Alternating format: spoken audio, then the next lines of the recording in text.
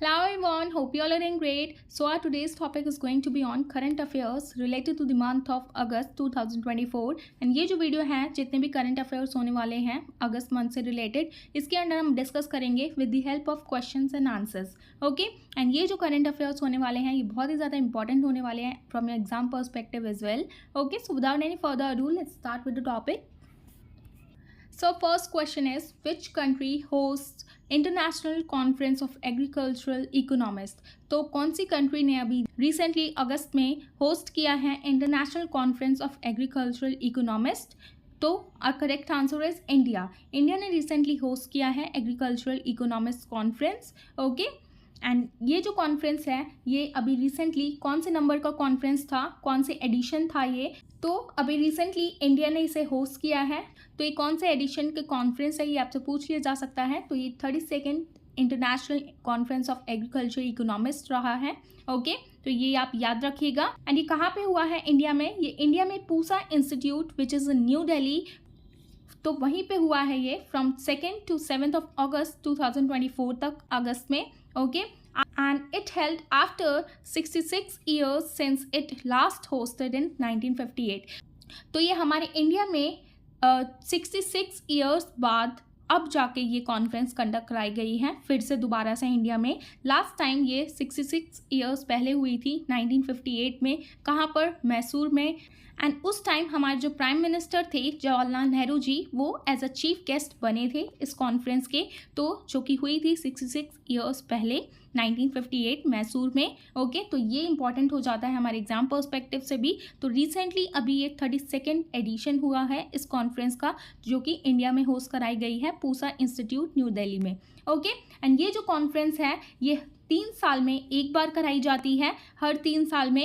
And ये organise कराई जाती है किसके द्वारा? By international association of agriculture economist के द्वारा in collaboration with various Indian and international agriculture and economic organisation. Okay, and यहाँ पे एक और एडिशनल पॉइंट है, ये जो इससे पहले की यानी कि 31st एडिशन जो हुआ था वो कहाँ पे हुई थी?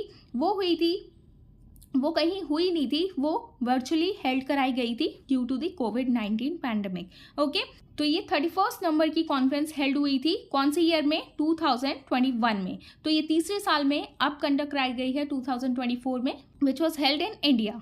एंड यहाँ पे एक और चीज़ देख लीजिए, ये जो international conference of agriculture economist है कब इसको इस्टेब्लिश कराया गया था? इसको इस्टेब्लिश किया गया था 16th of July 1929 में.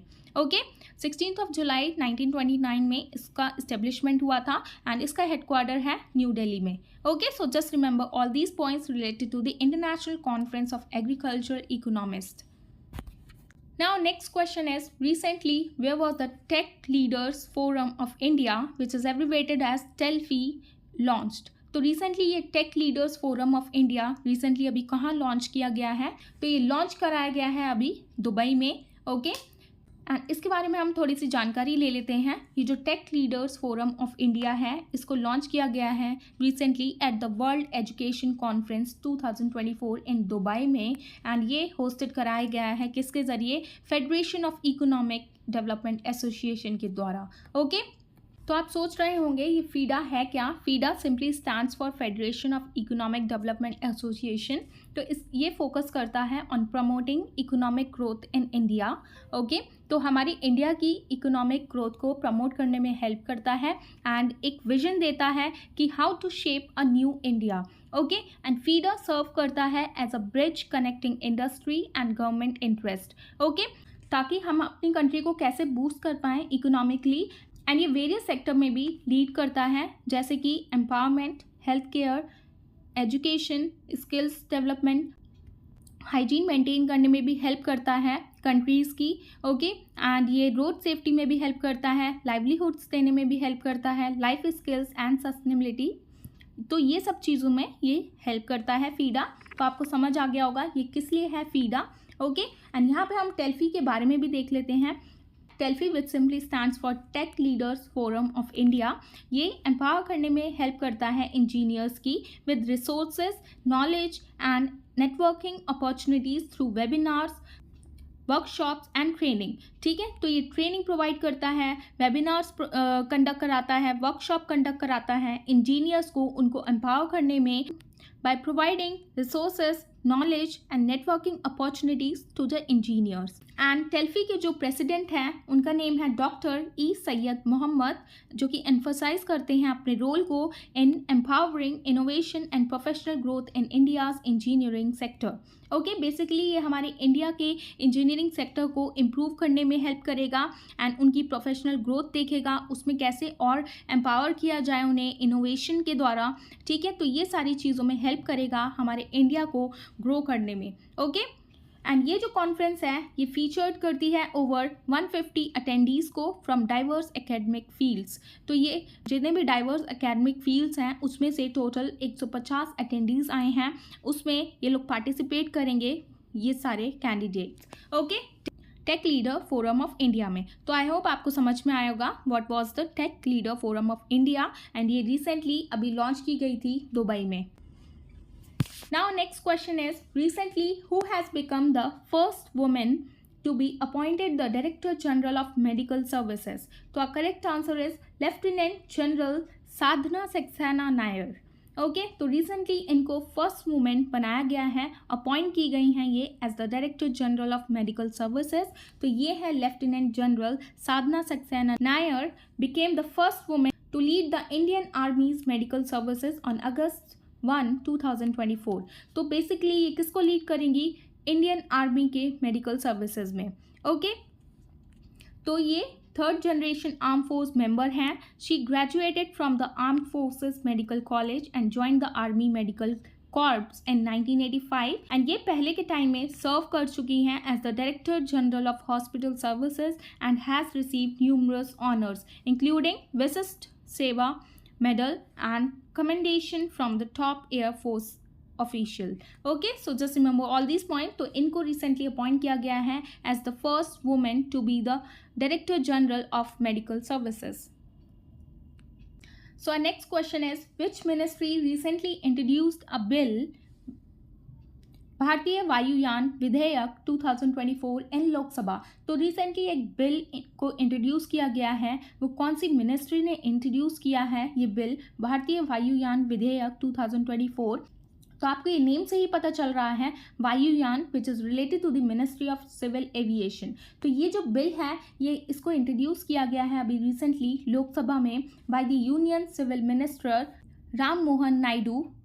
हमारे जो सिविल एविएशन मिनिस्टर हैं वो है श्री राम मोहन नायडू किंजरापू। ओके, तो ये जो बिल है इसका एम है एम्पावर करेगा ये गवर्नमेंट को, तो ये पावर दी जाएगी गवर्नमेंट को to set rules for investigating air accidents and incidents and regulating aircraft design, manufacture, maintenance, use and safety. तो ये इन सारी चीज़ों को हेल्प करेगा एंड ये जो पावर है ये दी गई है हमारी गवर्नमेंट को, एंड उसकी मेंटेनेंस कैसी करनी चाहिए, यूज़ कैसे करने चाहिए उसे, एंड उसकी सेफ्टी मेजर्स क्या क्या होने चाहिए, ये सारी चीज़ें ये बिल में लिखा गया है एंड इसको अभी रिसेंटली इंट्रोड्यूस किया गया है लोकसभा में। ओके, तो ये चीज़ आप याद रखिएगा।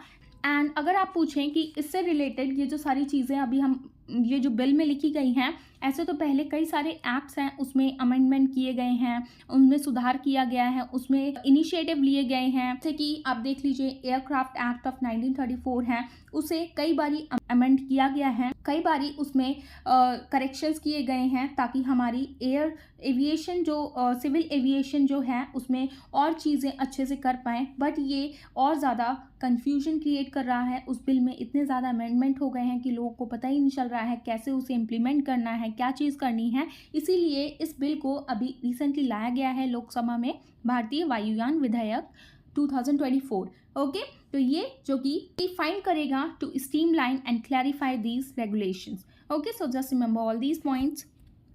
Now next question is, which two countries have banned from participating in Paris Olympic 2024?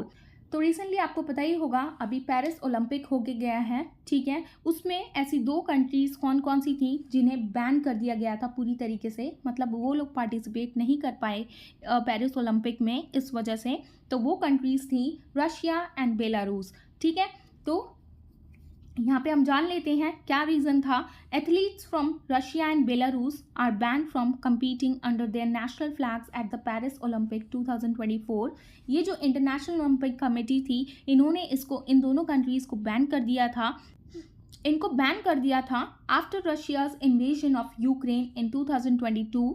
ठीक है, इसी वजह से ये रशिया को बैन कर दिया गया था एंड बेलारूस को बैन कर दिया गया था, जो कि वायलेट कर रहे थे ओलंपिक ट्रूस को that prohibits attacks between a week before the Olympics and a week after the para Olympics. Okay, तो ये चीज़ आप याद रखिएगा, इस वजह से ये दोनों कंट्रीज़ को बैन कर दिया गया था फ्रॉम द पेरिस ओलंपिक 2024 से। Now this is going to be a last slide. Our question is, what kind of missile is Astra Mark 1 MK1 missile recently is news. तो ये अस्त्र मार्क 1 यहाँ पे आप देख सकते हैं, ये एक मिसाइल है। तो ये किस टाइप का मिसाइल है? तो ये हो जाएगा हमारा air to air beyond visual range, ठीक है, which is abbreviated as BVR missile. Okay, तो ये air to air beyond visual range missile है। यहाँ पे हम देख लेते हैं इसके बारे में। The Indian air force has approved the production of 200 अस्त्र MK1 मिसाइल्स। तो ये इन दोनों एयरक्राफ्ट के लिए Su-30 MK1 and Tejas aircraft के लिए ये 200 अस्त्र MK1 मिसाइल ये प्रोड्यूस किए गए हैं।